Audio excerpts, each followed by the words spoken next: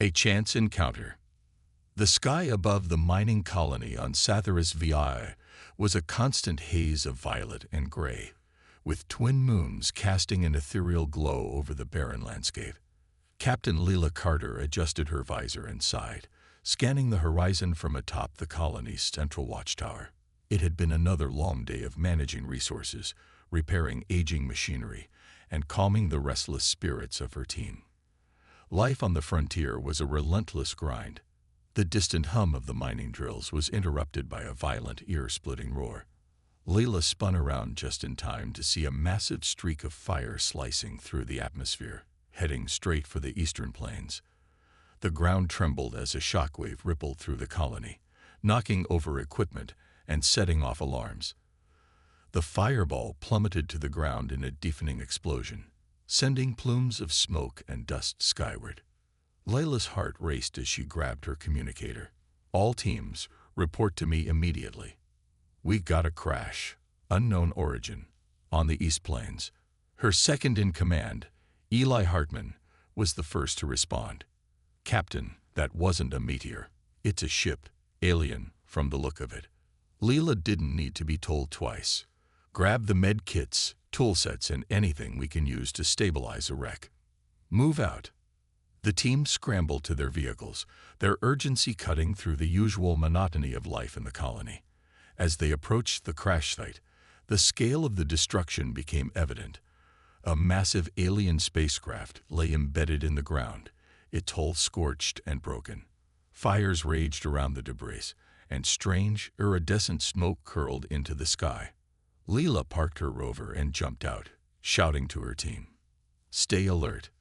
We don't know what or who we're dealing with." As they cautiously approached the wreckage, Lila spotted movement through the flames. A figure staggered out of the wreck, towering over any human she'd ever seen.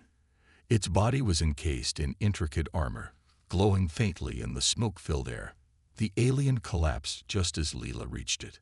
"Help me get him out of here," she shouted, motioning to Eli and another crew member. Together, they dragged the heavy figure away from the wreck and into the open air. Removing its helmet, Lila was struck by the alien's appearance. Sharp, angular features, silvery skin that shimmered like polished metal, and eyes that glowed faintly with an electric blue hue. The alien coughed, its voice a low rumble. "You are human." "Yes," Lila replied firmly, kneeling beside it. "You're on our mining colony. Who are you? What happened?" The alien hesitated, struggling to form words. "I am Commander Xal'theron of the Velnari Empire. My ship attacked. Hostiles. Xal'theron." Before Lila could ask more, Xal'theron winced in pain, clutching his side. His armor was cracked, and beneath it, a dark, viscous liquid oozed out. His blood, she assumed. "Eli, get the med kit," Lila barked. She turned back to Xal'theron. "You're hurt. Let us help you." "No," he said weakly, his pride evident even through his exhaustion. "You, primitives, cannot save me." Lila's jaw tightened. "Watch me." With Eli's help, she managed to stabilize the wound using a mix of human medical supplies and some quick improvisation. Xal'theron watched her work, his expression shifting from disdain to reluctant respect. "You are persistent. And you're stubborn," Lila shot back, not looking up. "If I hadn't pulled you out, you'd be dead. So maybe stop complaining." Despite his weakened state, Xal'theron let out a low chuckle. "Humans, fearless, unexpected." Lila ignored the comment, her focus shifting to the wreckage. The faint hum of her communicator interrupted her thoughts. "Captain," Eli said, his tone grim. "Scouts spotted something on the scanners. Multiple signatures heading this way. If this guy's right, the Xal'theron aren't far behind." Lila glanced at Xal'theron, who struggled to sit up. "They will come," he said, his voice growing stronger. "They always pursue. Your colony is in danger." Lila stood, her mind racing. The colony was ill-equipped to handle an alien assault. Their only hope was to fortify their defenses, and fast. She turned back to Xal'theron. If we're going to survive this, we need your help. Xal'theron hesitated, his pride warring with his survival instincts. Finally, he nodded. Very well. I will assist. Lila extended a hand to help him up, and for a moment, their eyes met. Despite their differences, species, technology, culture, there was an unspoken understanding between them. Survival depended on trust, and trust, however reluctant, was beginning to form. As the distant horizon glowed with the faint light of approaching ships, Lila steeled herself. This was no longer just about her team or the colony. It was about proving that humanity, for all its flaws, could rise to any challenge, even one from the stars. And in that moment, the spark of something deeper, something extraordinary, was ignited between a human and an alien commander, forged in the fires of necessity and tempered by the beginnings of trust. Fragile cooperation. The tension in the air was thick as the colony prepared for the unknown threat looming on the horizon. Lila had never seen her crew move with such urgency. Engineers fortified barricades, security officers armed themselves with whatever weapons they had, and sentries took their positions along the outer perimeter. They weren't soldiers, but they were survivors, and they would defend their home with everything they had. Xal'theron, though still injured, refused to rest. He stood beside Lila, his imposing figure casting a long shadow in the colony's central command tent. His wounds were healing at an unnatural speed, his alien physiology already working to repair the damage. Lila caught him grimacing as he moved, though he tried to hide it. "You should sit down," she told him, handing him a hydration pack. He scoffed, shaking his head. "There is no time for rest. The Xal'theron do not delay when they smell weakness." Lila crossed her arms. "Well, right now, you're the weak one. You're barely standing, and if you pass out in the middle of this, you're no good to anyone." Xal'theron narrowed his glowing blue eyes at her. "I do not take orders from humans." She smirked. "Then consider it a strongly worded suggestion." A flicker of something crossed his face. Perhaps amusement, perhaps irritation. He sighed, finally taking a seat at the console. Eli, standing nearby, leaned in and whispered, "You sure we should be trusting him? He barely wanted our help earlier." Lila exhaled. "He's our best shot at surviving this." Xal'theron's eyes flicked toward them. "You are right to be cautious of me," he said, his voice measured. "But make no mistake, the Xal'theron are a far greater threat than I will ever be." Lila leaned forward. "Then tell us what we're up against." Xal'theron pressed a button on his wrist device, projecting a holographic display over the table. A sleek, angular ship appeared, its surface covered in sharp ridges that made it look more like a predatory beast than a spacecraft. The Xal'theron are relentless hunters. They do not negotiate. They do not take prisoners. They conquer, or they annihilate. Eli grimaced. "Great, that's reassuring. They will send a vanguard first, small, fast attack crafts. They will test your defenses before committing their full forces." Xal'theron zoomed in on the ship's design. "Their ships are lightly armored but fast. Your weapons will have little effect unless you target their thrusters or cockpit." Lila studied the schematic. "We don't have the kind of firepower to take them head-on." Xal'theron met her gaze. "Then we must outthink them." Lila felt a small thrill at the challenge. She had spent years surviving the unpredictable dangers of HFY. If brute force wasn't an option, then human ingenuity would have to be. "All right," she said. "Here's what we'll do." She mapped out a strategy, using the colony's mining equipment and industrial tools to set traps, forcing the Xal'theron into bottlenecks where they would lose their speed advantage. They would use holographic projectors to create false targets, confusing their sensors. And if all else failed, they would rig key structures with controlled explosives to create debris fields, forcing the enemy into predictable flight paths. As she laid out the plan, she noticed Xal'theron watching her with an expression she couldn't quite place. It wasn't condescension or skepticism. It was something closer to fascination. You are surprisingly adept at warfare, he finally said. Lila smirked. Surviving on the frontier isn't much different. Xal'theron leaned back. Your kind is resourceful. She raised an eyebrow. That sounded like a compliment. He hesitated before nodding. It is. Eli gave her a knowing look, but Lila ignored him. Good. Then let's get to work.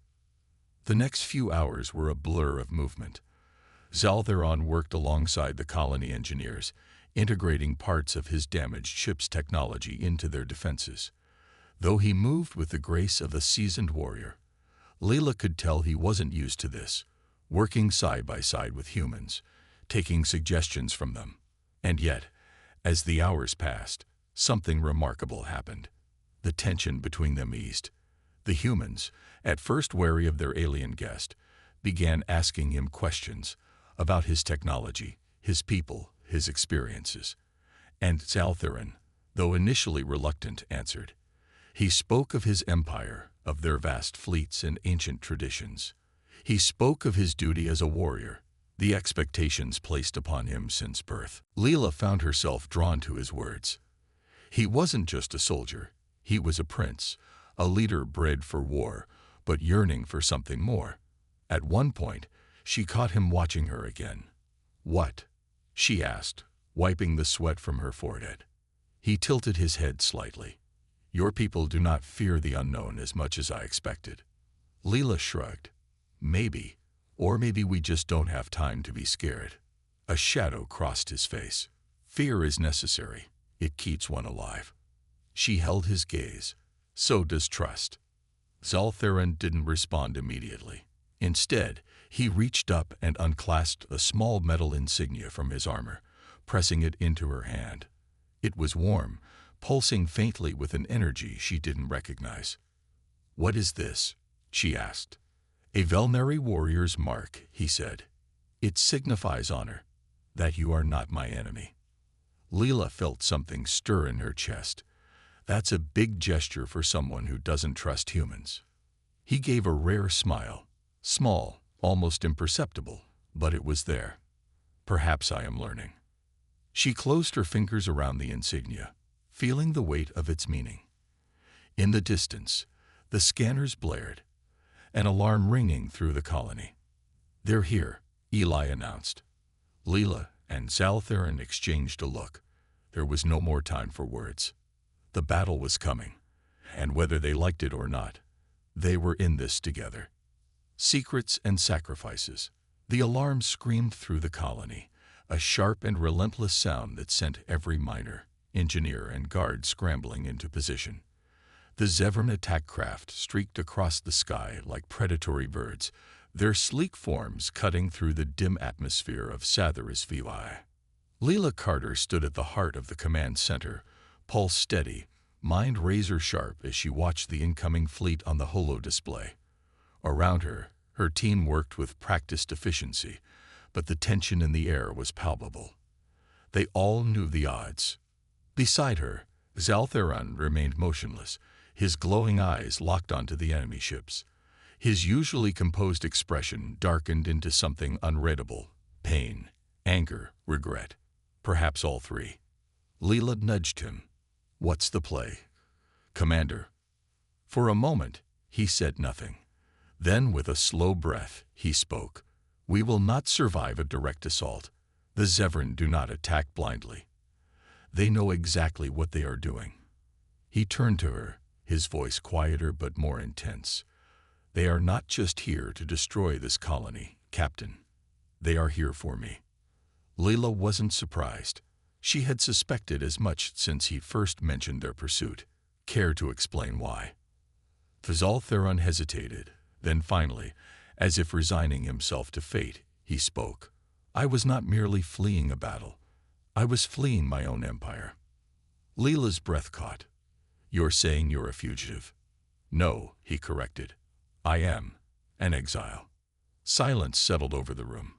Even Eli, who had been furiously typing coordinates into the defense system, stopped and turned.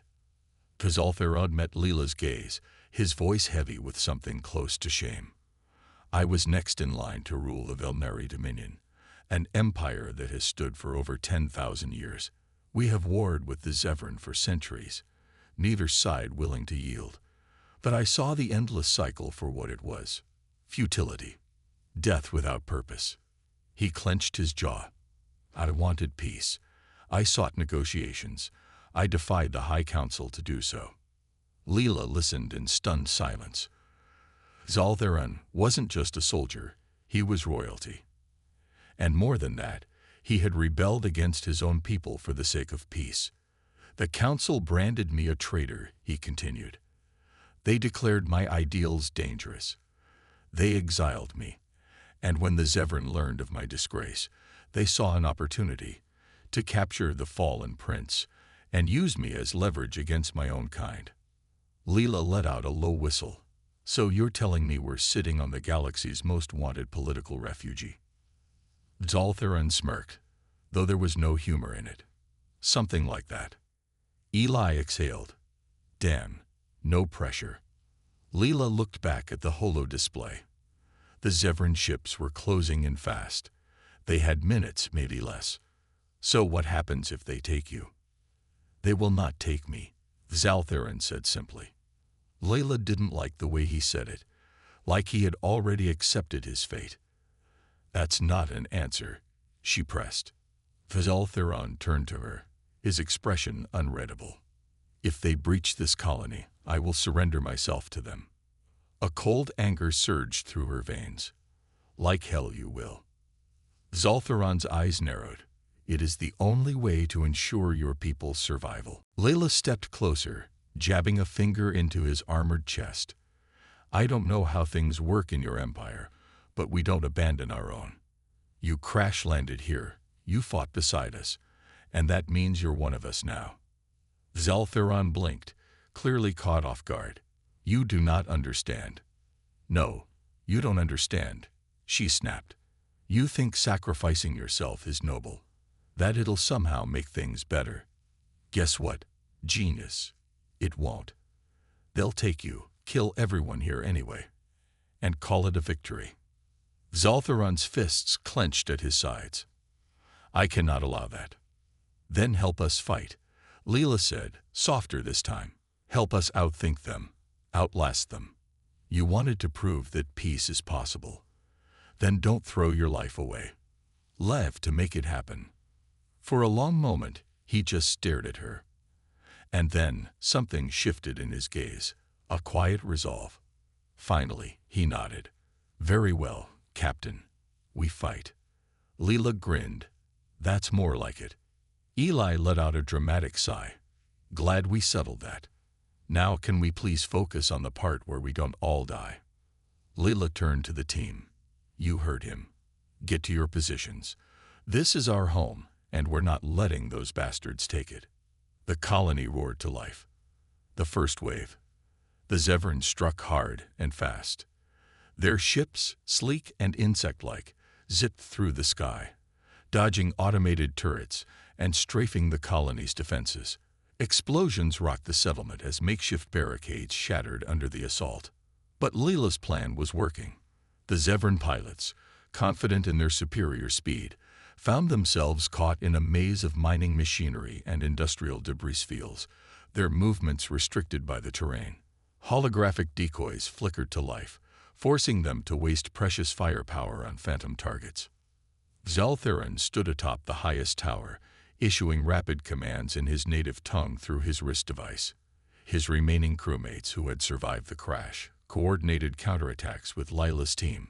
They are adapting too quickly, Xal'theron muttered, watching the enemy adjust their formations. They will breach the outer perimeter soon. Lila gritted her teeth. Then we pushed them back. A squad of Xal'theron troops touched down on the outskirts of the colony, their sleek armor shimmering in the low light. They moved with terrifying precision, firing energy weapons that cut through steel and stone alike. Lila ducked behind cover, her pulse rifle clutched tight. Eli, on my mark. Drop the tower scaffolding. Roger that. A moment later, she sprang up, firing a few wild shots to draw the enemy forward. As they moved in, Eli triggered the charges. With a deafening crash, the entire metal scaffolding came down, crushing the Xal'theron beneath it. Lila exhaled, sweat dripping down her forehead. That's what I call structural integrity. From behind her, Xal'theron chuckled. You continue to surprise me, Captain. She glanced at him, seeing something unfamiliar in his expression. Pride, trust, and something else. Something deeper. She quickly turned back toward the battle. Not the time, Carter. More Xal'theron ships descended from the sky, and Xal'theron's smirk faded. They are bringing in reinforcements. We cannot hold forever. Lila's heart pounded. She knew he was right, but she also knew one thing for certain. They weren't done fighting yet. The ground trembled beneath Lila's feet as another blast rocked the colony. Sparks rained down from a ruptured power line, and the air was thick with the scent of scorched metal and ozone. The Xal'theron were relentless, their forces pressing harder with every passing second. The humans had managed to hold them off so far, but it was only a matter of time before the outer perimeter collapsed. Xal'theron moved beside her like a ghost, his blade flashing in the dim light as he took down an advancing Xal'theron soldier with practiced efficiency. His combat style was precise, almost poetic in its brutality. Lila barely had time to register his movement before another soldier lunged at her.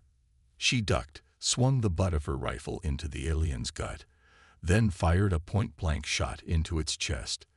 The enemy crumpled, and she turned, chest heaving. We're losing ground, Eli shouted over the comms, his voice crackling with static. They're coming in too fast. Lila scanned the battlefield. The traps had slowed the Xal'theron down, but they were adapting, just as Xal'theron predicted. The bottlenecks wouldn't hold forever. They needed an advantage, something that could turn the tide before the colony was overwhelmed. Xal'theron's voice cut through the chaos. There is one option left. She turned to him, wiping sweat from her brow. I'm listening. He hesitated, his glowing eyes flickering with uncertainty. My ship's core. It is still functional, but damaged. If we overload it, we can generate an electromagnetic pulse strong enough to disable their ships temporarily. Lila's mind raced. It was a desperate move, but it could buy them time. What's the catch? If the core detonates, this entire area will be reduced to dust. Her stomach twisted. That wasn't just a risk. It was a death sentence. She clenched her jaw, pushing past the fear. Then we make sure we're not here when it goes off. Eli's voice crackled in again. Guys, I hate to interrupt, but we got a real problem. They've breached the second barricade. Lila's pulse hammered in her ears. There was no time to debate. Eli, get everyone back to the central dome. We're setting off a controlled EMP blast. Are you insane? That'll fry every system we have. Better fried circuits than fried bodies, she snapped. Just do it. Xal'theron was already moving, sprinting toward the wreckage of his ship. Lila followed, dodging blaster fire as they reached the ruined hull. The core was exposed, its blue energy flickering wildly as it pulsed with unstable power. Xal'theron knelt beside it, his hands moving over the controls with rapid precision. This will require a manual override, he said. Lila's stomach dropped, meaning someone has to stay behind. Xal'theron didn't look at her. Yes. She grabbed his wrist, forcing him to meet her gaze. No, absolutely not. We're getting out of this together. He studied her, something unreadable in his expression. You do not understand. This is my responsibility. She shook her head. Like hell it is. You're not dying for some self-imposed sense of duty. His lips pressed into a thin line. Then who stays? She glanced back at the colony, the people she had fought to protect, the people who had trusted her to lead them. If it meant saving them, was she willing to make that sacrifice? Xal'theron must have seen the decision in her eyes, because he reached up, fingers grazing her cheek in a surprisingly gentle touch. You are brave, Captain Carter, he murmured. Too brave. Her breath caught. There was something in his voice, Something raw, something real. And then he moved. Faster than she could react, he slammed his wrist device against her armor, activating a force field lock that sent her flying backward. She hit the ground hard. The wind knocked from her lungs, and by the time she scrambled up, the transparent energy shield was already forming between them. "No," she shouted, pounding against it. "Don't do this." Xal'theron gave her a small, sad smile. "Your people need you, more than they need me." Her vision blurred with frustration, anger, desperation. "That's not your choice to make."